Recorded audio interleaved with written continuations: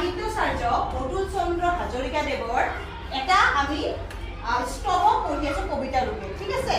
আৰু যে এই কবিতাটো পঢ়ি আছো, কবিতাৰ নাম কি হয়? আৰু এই কবিতা